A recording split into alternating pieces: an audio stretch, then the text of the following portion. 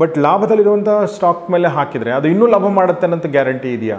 Sir, ಇಲ್ಲಿ ನಾವು ಒಂದು ಮೈಂಡಲ್ಲಿ ಇಟ್ಕೊಬೇಕು. ಸ್ಟಾಕ್ ಮಾರ್ಕೆಟಲ್ಲಿ ಇನ್ವೆಸ್ಟ್ ಮಾಡಬೇಕಾದ್ರೆ ಯಾವ ಸ್ಟಾಕು ಮೇಲೆ ಹೋಗೋಕ್ಕೆ ಸ್ಟಾರ್ಟ್ ಆಗುತ್ತೋ ಅದು ಮೇಲೆ ಹೋಗ್ತಾನೆ ಇರುತ್ತೆ. ಸಾಕಾ ಇದು ಒಂದೇ ಇಂಡಿಕೇಟ್ರು ಅಥವಾ ಬೇರೆ ಇಂಡಿಕೇಟ್ರ್ಗಳನ್ನ ಕೂಡ ನೋಡಬೇಕಾ?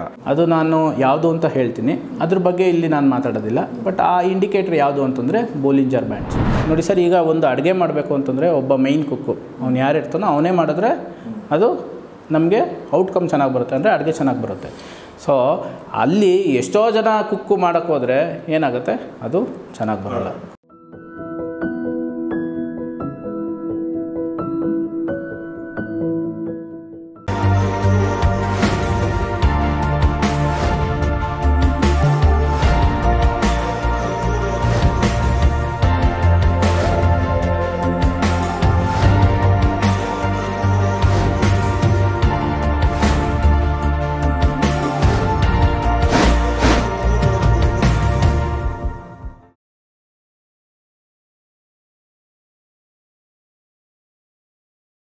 ಸ್ನೇಹಿತರೆ ನಮಸ್ಕಾರ. ಗೌರಿ ಶಕ್ಕಿ ಸ್ಟುಡಿಯೋದ ವಿಶೇಷ ಕಾರ್ಯಕ್ರಮ ಮಹಾಮನೆ ನಿಮಗೆಲ್ಲ ಆತ್ಮೀಯ ಸ್ವಾಗತ. ನಾನು ಗೌರಿ ಶಕ್ಕಿ. ನಾವೀಗ ನಾಗರಬಾವಿನಲ್ಲಿದ್ದೀವಿ. ಎಕ್ಸೆಲ್ ಟ್ರೆಂಡ್ ಪಿಕ್ ಅನ್ನೋ ಈ ಸಂಸ್ಥೆಯಲ್ಲಿದ್ದೀವಿ. ಈ ಸಂಸ್ಥೆಯ ಮಾಲೀಕರಾಗಿರುವಂಥ ಸ್ವತಃ ಟ್ರೇಡರ್, ಇನ್ವೆಸ್ಟರ್ ಮತ್ತು ಕೋಚ್ ಆಗಿರುವಂಥ ಕಾಶನಾಥ್ ಅವರು ನಮ್ಮೊಂದಿಗಿದ್ದಾರೆ. ಸರ್, ನಿಮಗೆ ಸ್ವಾಗತ. ನಮಸ್ಕಾರ. ಕಾರ್ಯಕ್ರಮಕ್ಕೆ ನಮಸ್ಕಾರ ಸಲ. ಕಳೆದ ಸಲದ ಸಂಚಿಕೆಯಲ್ಲಿ ನಾವು ಒಂದು ಇಂಡಿಕೇಟರ್ ಬಗ್ಗೆ ಮಾತಾಡಿದ್ವಿ. ಅದು RSI ಅಂತ ಹೇಳಿ ತಾವು ಹೇಳಿದ್ರಿ. ಹೌದು. ಯಾವಾಗ RSI 60 ದಾಟುತ್ತೋ ಅವಾಗ ಅದು bullish trend. Yes, bullish trend ಅಥವಾ ಅಪ್ವರ್ಡ್ ಟ್ರೆಂಡಲ್ಲಿರುತ್ತೆ. 40 ಆಸ್ಪಾಸಲ್ಲಿದ್ದಾಗ ಅದು ಕೆಳಗಡೆ ಹೋಗ್ತಾ ಇರುತ್ತೆ. 40 ಮತ್ತು 60 ಮಧ್ಯೆ ಇದ್ದಾಗ ಅದು ಸೈಡ್ ವೇಸಲ್ಲಿರುತ್ತೆ, ಅಂದರೆ ಸ್ಟಾಗ್ನೆಂಟ್ ಆಗಿರುತ್ತೆ, ಗ್ರೋತ್ ಇರಲ್ಲ ಅನ್ನೋ ಮಾತನ್ನು ತಾವು ಹೇಳಿದ್ರಿ. ಸೊ RSI ಅನ್ನೋ ಇಂಡಿಕೇಟರ್ ತಾವೇನು ಹೇಳಿದ್ರಿ, ಇದು ಒಂದು ಇಂಡಿಕೇಟರ್ ಹಾಗಾದರೆ ಸಾಕ ನಮಗೆ ಇನ್ವೆಸ್ಟ್ ಮಾಡೋಕ್ಕೆ ಅಥವಾ ಬೇರೆದು ನೋಡಬೇಕಾಗತ್ತಾ? ಸರ್ ನೋಡಿ, ಈಗ ನಾವೊಂದು ಮನೆ ತೊಗೊಳೋದಕ್ಕೆ ಅಂತ ಹೋಗ್ತೀವಿ. ಹೋಗೋಕ್ಕೂ ಮೊದಲು ಬ್ರೋಕರ್ಗೆ ಏನು ಕೇಳ್ತೀವಿ, ಈ ಮನೆದು ಎ ಖಾತಾ ಇದ್ದರೆ ಮಾತ್ರ ನಾನು ಮನೆ ನೋಡ್ತೀನಿ. ಅಂದರೆ ಖಾತಾಗಳಲ್ಲಿ ಎ ಖಾತಾ, ಬಿ ಖಾತಾ ಮತ್ತು BBMP ಖಾತಾ, ಆಮೇಲೆ ಆ ಥರ ತುಂಬ ಖಾತಾಗಳಿದ್ದಾವೆ. ನಾವು ಇಲ್ಲಿ ಮನೆ ಖಾತಾನ ಫಿಲ್ಟ್ರ್ ಮಾಡ್ಕೊಳ್ತಾ ಇದ್ದೀವಿ. ಅದೇ ಥರ ಸ್ಟಾಕ್ ಮಾರ್ಕೆಟಲ್ಲಿ 2000 5000 ಕಂಪ್ನೀಸ್ ಇದೆ. ನಾವು ಫಿಲ್ಟ್ರ್ ಮಾಡ್ಕೊಳ್ಳೋದಕ್ಕೆ, ಅಂದರೆ ಯಾವುದ್ರಲ್ಲಿ ಇನ್ವೆಸ್ಟ್ ಮಾಡಬೇಕು ಅನ್ನೋದಕ್ಕೆ ನಮಗೆ RSI ಹೆಲ್ಪ್ ಮಾಡುತ್ತೆ. ಓಕೆ. ಸೊ ಖಾತಾ ಎ ಖಾತಾ ಇದ್ದಿದ್ದ ತಕ್ಷಣ ನಾವು ಹೋಗಿ ಮನೆ ತೊಗೊಂಡ್ಬಿಡ್ತೀವ? ಇಲ್ಲ. ನೆಕ್ಸ್ಟು ನಾವು ಮನೆ ಹೋಗಿ ನೋಡ್ತೀವಿ, ವಾಸ್ತು ಹೆಂಗಿದೆ ನೋಡ್ತೀವಿ, ಕನ್ಸ್ಟ್ರಕ್ಷನ್ ಯಾವ ಥರ ಮಾಡಿದ್ದಾರೆ ನೋಡ್ತೀವಿ, ಮತ್ತು ನಮಗೆ ರೇಟ್ ಸೆಟ್ ಆಗಬೇಕು, ನೆಗೋಷಿಯೇಷನ್ ಮಾಡ್ತೀವಿ. ಇದೆಲ್ಲ ಆಯಿತು ಅಂತಂದರೆ ನಾವು ಮನೇನ ತೊಗೊಳ್ತೀವಿ. ಅದೇ ಥರ ಇದು ಒಂದು ಸ್ಟೆಪ್ಪು, ಫಸ್ಟ್ ಸ್ಟೆಪ್ಪು. ನೀವು RSI ಅನ್ನೋದು ಏನು ನೋಡ್ತಾ ಇದ್ದೀರಾ ಅದು ನೀವು 2000 5000 ಕಂಪ್ನಿನಲ್ಲಿ ಫಿಲ್ಟ್ರ್ ಮಾಡ್ಕೊಳ್ಳೋದಕ್ಕೆ ಒಂದು ಸ್ಟೆಪ್ಪು. ನೀವು ಕಂಪ್ಲೀಟ್ ಈ ಸ್ಟೆಪ್ನ ನಾನು 5 ಸ್ಟೆಪ್ ಪ್ರೋಸೆಸ್ ಅಂತ ಹೇಳ್ತೀನಿ. ಇದನ್ನು ಕಲಿಬೇಕು ಅಂತ ಇರೋರು ನಮ್ಮ ಟ್ರೈನಿಂಗ್ ಅಕಾಡೆಮಿಗೆ ಬಂದು ಕಲ್ತ್ಕೊಬೋದು. ನಾನು ಇದೇ ಬೇಸಿಸ್ ಮೇಲೆ ನಾನು ನಿಮಗೆ ಟ್ರೈನಿಂಗ್ನ ಕೊಡಿಸ್ತೀನಿ. ಸರ್, RSI ಬಗ್ಗೆ ಒಂದು ನನಗೆ ಡೌಟು. ಈಗ ನೀವು RSI 60 ದಾಟಿದರೆ ನೀವು ಅದನ್ನು ಇನ್ವೆಸ್ಟ್ ಮಾಡಿ ಅಂತ ಹೇಳಿದ್ರಿ. ಬಟ್ ಆಲ್ರೆಡಿ ಅದು 60 ದಾಟಿದೆ ಅಂದರೆ ಅದು ಲಾಭದಲ್ಲಿದೆ ಅಂತ ಅರ್ಥ, ಒಂದು ಸ್ಟಾಕ್. ಬಟ್ ಲಾಭದಲ್ಲಿರುವಂಥ ಸ್ಟಾಕ್ ಮೇಲೆ ಹಾಕಿದರೆ ಅದು ಇನ್ನೂ ಲಾಭ ಮಾಡುತ್ತೆ ಅನ್ನೋಂಥ ಗ್ಯಾರಂಟಿ ಇದೆಯಾ? ಸರ್, ಅಂದರೆ ನೀವೇನು ಕೇಳ್ತಾ ಇದ್ದೀರಾ ಅಂದರೆ RSI 60 ದಾಟೋ ಅಷ್ಟರಲ್ಲಿ ಆಲ್ರೆಡಿ ನಾನೊಂದು ಸ್ಟಾಕ್ನ 100 ರೂಪಾಯಿ ನೋಡಿರ್ತೀನಿ, ಅದು 60 ದಾಟೋ ಅಷ್ಟರಲ್ಲಿ 150 ರೂಪಾಯಿ ಆಗಿಬಿಟ್ಟಿರುತ್ತೆ. ಸೊ ನಾನಿಲ್ಲಿ 100 ರೂಪಾಯಿ ನೋಡಿರೋವಂಥ ಸ್ಟಾಕು 150 ರೂಪಾಯಲ್ಲಿ ತೊಗೊಳ್ಳೋದಾ ಬೇಡವಾ ಅಂತ ಮತ್ತೆ ನನಗೆ ಕನ್ಫ್ಯೂಷನ್ ಆಗುತ್ತೆ ಅಲ್ವಾ? ಸೊ ಸರ್, ಇಲ್ಲಿ ನಾವು ಒಂದು ಮೈಂಡಲ್ಲಿ ಇಟ್ಕೊಬೇಕು. ಸ್ಟಾಕ್ ಮಾರ್ಕೆಟಲ್ಲಿ ಇನ್ವೆಸ್ಟ್ ಮಾಡಬೇಕಾದ್ರೆ ಯಾವ ಸ್ಟಾಕು ಮೇಲೆ ಹೋಗೋಕ್ಕೆ ಸ್ಟಾರ್ಟ್ ಆಗುತ್ತೋ ಅದು ಮೇಲೆ ಹೋಗ್ತಾನೆ ಇರುತ್ತೆ. ಯಾವ ಸ್ಟಾಕು ಕೆಳಗಡೆ ಬರೋಕ್ಕೆ ಸ್ಟಾರ್ಟ್ ಆಗುತ್ತೋ ಅದು ಕೆಳಗಡೆ ಬರ್ತಾನೆ ಇರುತ್ತೆ. ನಮಗೆ ಬೇಕಾಗಿರೋದು ಎಷ್ಟು ಕಡಿಮೆನಲ್ಲಿ ನಾವು ಬೈ ಮಾಡಿದ್ವಿ ಅನ್ನೋದಲ್ಲ, ನಾವು ಬೈ ಮಾಡಿದಾದ್ಮೇಲೆ ಎಷ್ಟು ಮೇಲೋಯ್ತು. ಓಕೆ, ನೀವೀಗ ಇನ್ಕಮ್ ಟ್ಯಾಕ್ಸ್ ಫೈಲ್ ಮಾಡ್ತೀರಾ. ಇನ್ಕಮ್ ಟ್ಯಾಕ್ಸ್ ಫೈಲ್ ಮಾಡಿದಾಗ ನೀವು ಎಷ್ಟು ಪ್ರಾಫಿಟ್ ಮಾಡಿದ್ದೀರಾ ಅಂತ ಅಷ್ಟೇ ಗೊತ್ತಾಗುತ್ತೆ, ಬಿಟ್ಟರೆ ನೀವು ಎಷ್ಟು ಕಡಿಮೆಲಿ ತೊಗೊಂಡು ಎಷ್ಟು ಜಾಸ್ತಿಗೆ ಸೇಲ್ ಮಾಡಿದ್ದೀರಾ ಅನ್ನೋದು ಅಲ್ಲಿ ಕೇಳಲ್ಲ. ಸೊ ಹಾಗಾಗಿ ನನ್ನ ಕಾನ್ಸೆಪ್ಟ್ ಏನು ಅಂತಂದರೆ, by at high, cell at highest ಅಂತ ಹೇಳ್ತೀವಿ. ಯಾಕೆ ಅಂತಂದರೆ ಬೀಳೋ ಸ್ಟಾಕು ಯಾವುದೋ ಒಂದು ರೀಸನ್ಗೆ ಬೀಳ್ತಾ ಇರುತ್ತೆ. ಬೀಳೋ ಅಂಥ ಸ್ಟಾಕಿಗೆ ನಾವು ಯಾಕೆ ಇನ್ವೆಸ್ಟ್ ಮಾಡಬೇಕು? ಕರೆಕ್ಟ್ ಅಲ್ವಾ ಸರ್? ಸೊ ಇದೇ ಥರ RSIಯಲ್ಲಿ ಎಬೋ 60 ಹೋಯಿತು ಅಂತಂದಾಗ ಅದು ಆ ಸ್ಟಾಕು ಸ್ಟ್ರೆಂತ್ ಬಂದಿದೆ, ಅಂದರೆ ಒಂದು ನಮಗೆ ಇಂಡಿಕೇಷನ್ ಇದು ಮೇಲಕ್ಕೆ ಹೋಗೋದಕ್ಕೆ ಒಂದು ಕಾರಣ ಸಿಕ್ಕಿದೆ ಅಂತ. ನೀವು ಭಾಳ ಒಂದು ಪಾಯಿಂಟ್ ಹೇಳಿದ್ರಿ ನೀವು, ಅಂದರೆ ಒಂದು ಮನೆ ತೊಗೋಬೇಕಾದ್ರೆ ಫಸ್ಟ್ ನೀವು ಖಾತಾ ನೋಡ್ತೀರಾ ಅಂತ ಹೇಳಿದ್ರಿ. ಅಂದರೆ ಡಾಕ್ಯುಮೆಂಟ್ಗಳು ಜೆನ್ಯೂನ್ ಇದೆಯಾ ಅಂತ ನೋಡ್ತೀವಿ ಅಲ್ವಾ.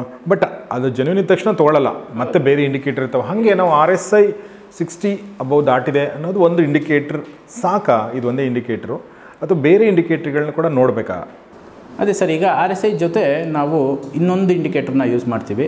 ಅದು ನಾನು ಯಾವುದು ಅಂತ ಹೇಳ್ತೀನಿ, ಅದ್ರ ಬಗ್ಗೆ ಇಲ್ಲಿ ನಾನು ಮಾತಾಡೋದಿಲ್ಲ. ಬಟ್ ಆ ಇಂಡಿಕೇಟರ್ ಯಾವುದು ಅಂತಂದರೆ Bollinger bands. So Bollinger bands ಅಂತ ಬ್ಯಾಂಡ್. Okay, Bollinger band. ಹೌದು ಸರ್. ಸೊ ನಾನು ಇದೆರಡೇ ಇಂಡಿಕೇಟರ್ನ ಯೂಸ್ ಮಾಡಿಕೊಂಡು ನಾನು ಒಂದು ಸ್ಟ್ರಾಟಜಿನ ಮಾಡಿ ಅದರಲ್ಲಿ ಸ್ಟಾಕ್ಸ್ನ ಪಿಕ್ ಮಾಡ್ತೀವಿ. ಅದನ್ನು ನಾವು ನಮ್ಮ ಟ್ರೈನಿಂಗ್ ಇನ್ಸ್ಟಿಟ್ಯೂಟಲ್ಲಿ ತೋರಿಸ್ಕೊಡ್ತೀವಿ. ಇದೆರಡೇ ಇಂಡಿಕೇಟರು. ಯಾಕೆ ಅಂತಂದರೆ ತುಂಬ ಇಂಡಿಕೇಟ್ರು ಯೂಸ್ ಮಾಡಿದ್ರೆ ನಮಗೆ ರಿಸಲ್ಟ್ಸು ಸಿಗಲ್ಲ. ನೋಡಿ ಸರ್, ಈಗ ಒಂದು ಅಡುಗೆ ಮಾಡಬೇಕು ಅಂತಂದರೆ ಒಬ್ಬ ಮೈನ್ ಕುಕ್ಕು ಅವ್ನು ಯಾರಿರ್ತಾನೋ ಅವನೇ ಮಾಡಿದ್ರೆ ಅದು ನಮಗೆ ಔಟ್ಕಮ್ ಚೆನ್ನಾಗಿ ಬರುತ್ತೆ, ಅಂದರೆ ಅಡುಗೆ ಚೆನ್ನಾಗಿ ಬರುತ್ತೆ. ಸೊ ಅಲ್ಲಿ ಎಷ್ಟೋ ಜನ ಕುಕ್ಕು ಮಾಡೋಕ್ಕೆ ಹೋದರೆ ಏನಾಗುತ್ತೆ, ಅದು ಚೆನ್ನಾಗಿ ಬರೋಲ್ಲ. ಅದೇ ಥರನೇ ನಾವು ತುಂಬ ಇಂಡಿಕೇಟರ್ನ ಯೂಸ್ ಮಾಡಿದ್ರೆ ನಮಗೆ ಔಟ್ಕಮ್ಮು ಸರಿಯಾಗಿ ಬರಲ್ಲ. ಹಾಗಾಗಿ ನಾವು RSI ಮತ್ತು ಬೋಲಿಂಜರ್ ಬ್ಯಾಂಡ್ ಇದೆರಡೇ ಇಂಡಿಕೇಟರ್ ಮಾತ್ರ ಯೂಸ್ ಮಾಡಿಕೊಂಡು ಸ್ಟಾಕ್ಸ್ನ ಪಿಕ್ ಮಾಡ್ಬೋದು. ಯಾವ ಸ್ಟಾಕು ಅಪ್ ಟ್ರೆಂಡ್ ಹೋಗೋಕ್ಕೆ ಸ್ಟಾರ್ಟ್ ಆಗಿದೆ ಆ ಸ್ಟಾಕ್ಸ್ನ ನಾವು ಪಿಕ್ ಮಾಡ್ತೀವಿ. ಎರಡು ಇಂಡಿಕೇಟರ್ಗಳ ಬಗ್ಗೆ ಹೇಳಿದರೆ, ಒಂದು RSI, ಇನ್ನೊಂದು ಬೋಲಿಂಜರ್ ಬ್ಯಾಂಡ್ ಅಂತ. ನನಗೆ ಅದ್ರ ಬಗ್ಗೆ ಗೊತ್ತಿಲ್ಲ, ಹೇಳೋಕ್ಕೆ ಕಷ್ಟ ಆಗ್ತಾಯಿದೆ. ಈ ಹೇಳೋಕ್ಕೆ ಕಷ್ಟ ಆಗ್ತಾ ಇರೋದು ಕಲಿಯೋಕ್ಕೆ ಎಷ್ಟು ಕಷ್ಟ ಆಗುತ್ತೆ ಅನ್ನೋದೊಂದು ಡೌಟ್ ಬಂದುಬಿಡುತ್ತೆ. ಸೊ ಹಿಂಗೆ ನನ್ನ ಪ್ರಶ್ನೆ ಏನಂದರೆ, ಈ ಎರಡನ್ನೂ ಅಂದರೆ ಯಾರು ಬೇಕಾದರೂ ಕಲಿಬಹುದಾ? ಅಂದರೆ ಯಾಕಂದರೆ ಯೂಶ್ವಲಿ ನಾವು ಒಂದು ಕಾಮರ್ಸ್ ಬ್ಯಾಕ್ಗ್ರೌಂಡ್ ಇರಬೇಕು ಅಂತ ನಾವು ಯೋಚನೆ ಮಾಡ್ತೀವಿ. ಸೊ ಮೊದಲನೇ ಪ್ರಶ್ನೆ ಅದೇ, ಯಾರು ಬೇಕಾದರೂ ಕಲಿಬಹುದಾ?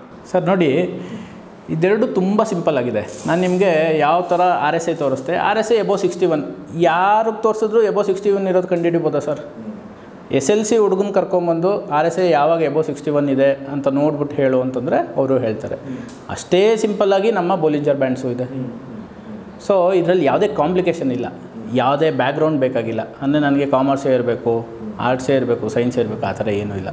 ನಿಮಗೆ ಒಂದು ನಂಬರ್ಸ್ನ ಕೊಡ್ತೀವಿ, ಇದು ಇಷ್ಟು ಕ್ರಾಸ್ ಆಯಿತು ಅಂತಂದರೆ ಇದು ನೀವು ನೋಟ್ ಮಾಡ್ಕೊಳ್ಳಿ ಅನ್ನೋ ಥರ. ಸೊ ಚೆಕ್ ಲಿಸ್ಟ್ ಥರ ಮಾಡ್ಕೊಬೇಕಾಗತ್ತೆ. ಚೆಕ್ ಲಿಸ್ಟು ಯಾರು ಬೇಕಾದ್ರೂ ಮಾಡ್ಕೊಬೋದು. ಇದು ಸಾಮಾನ್ಯ ಜನದಿಂದ ಹಿಡಿದು ಎಲ್ಲರಿಗೂ ಅರ್ಥ ಆಗುವಂಥ ಒಂದು ಪ್ಲ್ಯಾನ್, ಏನೋ ಒಂದು ಸ್ಟ್ರಾಟಜಿ. ಬೋಲಿಂಜರ್ ಬ್ಯಾಂಡ್ ಕೂಡ ಹೌದು ಸರ್, ಹೌದು. ಸೊ ನಮ್ಮ ಕಾಶಿನಾಥ್ ಅವರು ಅವ್ರ ಸ್ಟ್ರಾಟಜಿನ ಹೇಳಿದರು. ಅಂದರೆ ಒಂದು ಸ್ಟಾಕ್ ಮಾರ್ಕೆಟಲ್ಲಿ ಇನ್ವೆಸ್ಟ್ ಮಾಡಬೇಕು ಅಂದರೆ, ಲಾಭ ಗಳಿಸಬೇಕಾದ್ರೆ ಏನನ್ನು ಸ್ಟಡಿ ಮಾಡಬೇಕು ಅನ್ನೋದ್ರ ಬಗ್ಗೆ ಹೇಳಿ ಅವರೇ ಕಂಡುಕೊಂಡಿರುವಂಥ ಒಂದು ಸ್ಟ್ರಾಟಜಿ. ಹೌದು ಸರ್, ಕರೆಕ್ಟ್ ಸರ್. ಮತ್ತು ಅದೇ ಸ್ಟ್ರಾಟಜಿನ ಅವರು ತಮ್ಮ ಒಂದು ಕ್ಲಾಸ್ಗಳಲ್ಲಿ ಕಲಿಸ್ತಾ ಇದ್ದಾರೆ. ಹೌದು ಸರ್. ಅವರು ಅದನ್ನು ಅವರೇ ಸ್ವತಃ ಇನ್ವೆಸ್ಟ್ ಮಾಡಿ ಲಾಭ ಮಾಡಿ ಬೇರೆಗೂ ಅದನ್ನು ಕೊಟ್ಟು, ಅಂದರೆ ಟ್ರಯಲ್ ಮಾಡಿ, ಹೌದು ಸರ್, ಅದನ್ನು ಅವರು ಕಂಡುಕೊಂಡಿದ್ದಾರೆ. ಹೌದು ಸರ್. ಜೊತೆಗೆ ಇನ್ನೊಂದು ಮಾತನ್ನು ಏನು ಹೇಳಿದರು ಅಂತಂದರೆ, ಯಾರು ಬೇಕಾದರೂ ಕಲಿಬಹುದು ಅನ್ನೋ ಮಾತನ್ನು ಹೇಳಿದರು. ಒಂದು ದಿನಕ್ಕೊಂದು ಅರ್ಧ ಗಂಟೆ ಅದು ಕೊಟ್ಟರೆ ನಿಮಗೆ. ಹೌದು ಸರ್. ಸರ್, ಈಗ ನೀವು ಯಾವುದೇ ಒಂದು ಇಂಡಸ್ಟ್ರಿಯಲ್ಲಿ ಎಲ್ಲೇ ಯಾವುದೇ ಒಂದು ಬಿಸ್ನೆಸ್ಸಲ್ಲಿ ನೀವು ಇನ್ವೆಸ್ಟ್ ಮಾಡ್ತಾಯಿದ್ದೀರಾ ಅಂತಂದರೆ ನೀವು ಅದಕ್ಕೆ ಕಡೆ ಗಮನ ಕೊಡಲೇಬೇಕು. ಹೌದು. ಸೊ ಹಾಗಾಗಿ ಸ್ಟಾಕ್ ಮಾರ್ಕೆಟಲ್ಲೂ ನೀವು ಇನ್ವೆಸ್ಟ್ ಮಾಡಿದಾದಮೇಲೆ ಒಂದು ಅರ್ಧ ಗಂಟೆ ಗಮನ ಕೊಡಲೇಬೇಕಾಗತ್ತೆ. ಸೊ ಆ ಥರ ಗಮನ ಕೊಟ್ಟು ಕಲಿತ್ರೆ ನೀವು ನಿಮ್ಮ ಇನ್ವೆಸ್ಟ್ಮೆಂಟ್ಸ್ನ ಪೊಟೆನ್ಷಿಯಲ್ ಗ್ರೋತ್ ಮಾಡ್ಬೋದು ಅನ್ನೋದು ನನ್ನ concept. Yes sir, thank you very much Kashinath sir, ನಮ್ಮ ಜೊತೆ ಮಾತಾಡಿದ್ದಕ್ಕಾಗಿ thank you very much. So ನಾವು ಎಕ್ಸೆಲ್ ಟ್ರೆಂಡ್ ಪಿಕ್ಸ್ ಈ ಆಫೀಸಲ್ಲಿ ಕೂತ್ಕೊಂಡು ಮಾತಾಡ್ತಿದ್ದೆ ಶೇರ್ ಮಾರುಕಟ್ಟೆ ಬಗ್ಗೆ, ಮತ್ತು ಅವ್ರದ್ದೇ ಆದ ಸ್ಟ್ರಾಟಜಿನ ಅವ್ರು ಹೇಳಿದರು, ಮತ್ತು ಎಲ್ಲರೂ ಕಲಿಬೋದು ಅನ್ನೋ ಮಾತನ್ನು ಹೇಳಿದರು. ಅಂದರೆ ನಿಮ್ಮ ಬ್ಯಾಕ್ಗ್ರೌಂಡ್ ಯಾವುದೇ ಇರಲಿ ಅದನ್ನು ಕಲಿಬೋದು ಅಂತೇಳಿ. ಆದರೆ ಅರ್ಧ ಗಂಟೆ ಕೊಡುವಂಥ ಪ್ರತಿದಿನ ಒಂದು ಅರ್ಧ ಗಂಟೆ ಅದ್ರ ಬಗ್ಗೆ ಗಮನ ಹರಿಸುವಂಥ ತುಂಬ ಮುಖ್ಯ. ಒಂದು ಸಲ ಖರೀದಿ ಮಾಡಿ ನಾನು ಬಿಟ್ಬಿಟ್ಟೆ ಅಂತ ಆಗಲ್ಲ. ಬಟ್ ಆ ಗಮನ ಹರಿಸ್ಬೇಕಾದ್ರೆ ಒಂದು ನಾಲೆಜ್ ಬೇಕು. ಆ ನಾಲೆಜನ್ನು ಪಡ್ಕೊಳ್ಬೇಕಾದ್ರೆ ನೀವು ಅವ್ರ ಹತ್ರ ಬಂದು ಕಲ್ಕೊಳ್ಬಹುದು ಅಂತ ಅನಿಸುತ್ತೆ. ಅವ್ರನ್ನ ಕಾಂಟ್ಯಾಕ್ಟ್ ಮಾಡೋಕ್ಕೆ ನಾನು ಫೋನ್ ನಂಬರ್ಗಳನ್ನ ಕೊಟ್ಟಿದ್ದೀನಿ. ಆ ಒಂದು ಫೋನ್ ನಂಬರ್ಗಳ ಮೂಲಕ ನೀವು ಕಾಂಟ್ಯಾಕ್ಟ್ ಮಾಡಿ ಅಂತ ಹೇಳ್ತಾ ನಾನು ಈ ಎಪಿಸೋಡ್ ಮುಗಿಸ್ತಾ ಇದ್ದೀನಿ. ಮುಂದಿನ ಸಂಚಿಕೆಯಲ್ಲಿ ಮತ್ತೊಂದಷ್ಟು ಇಂಟ್ರೆಸ್ಟಿಂಗ್ ವಿಚಾರಗಳನ್ನ ತಗೊಂಡು ನಾನು ಮತ್ತೆ ಕಾಶಿನಾಥ್ ಅವ್ರ ಜೊತೆಗೆ ಮಾತಾಡ್ತೀನಿ. ಸೊ ಈ ಎಪಿಸೋಡ್ ಬಗ್ಗೆ ನಿಮಗೆ ಏನು ಅನ್ನಿಸ್ತು ಅದನ್ನು ದಯವಿಟ್ಟು ಕಮೆಂಟ್ ಬಾಕ್ಸಲ್ಲಿ ತಿಳಿಸಿ. ನಿಮ್ಮ ಪ್ರಶ್ನೆಗಳಿರ್ಬೋದು, ಅನುಮಾನಗಳಿರ್ಬೋದು, ಎಲ್ಲವನ್ನೂ ಕೂಡ ಕಮೆಂಟ್ ಬಾಕ್ಸ್ ತಿಳಿಸಿ ಅಂತ ಹೇಳ್ತೇವೆ. ಇವತ್ತಿನ ಎಪಿಸೋಡ್ ಮುಗಿಸ್ತೇನೆ. ಸರ್, ತುಂಬ ಥ್ಯಾಂಕ್ಸ್ ನಿಮಗೆ ನಮ್ಮ ಜೊತೆ ಮಾತಾಡಿದ್ದಕ್ಕಾಗಿ. Thank you sir. Thank you. So ನೋಡ್ತಾರೆ ಗೌರಿ ಶಕ್ತಿ ಸ್ಟುಡಿಯೋ, ನೋಡ್ತಾರೆ ಮಹಾಮನಿ ಕಾರ್ಯಕ್ರಮ. ನಮಸ್ಕಾರ.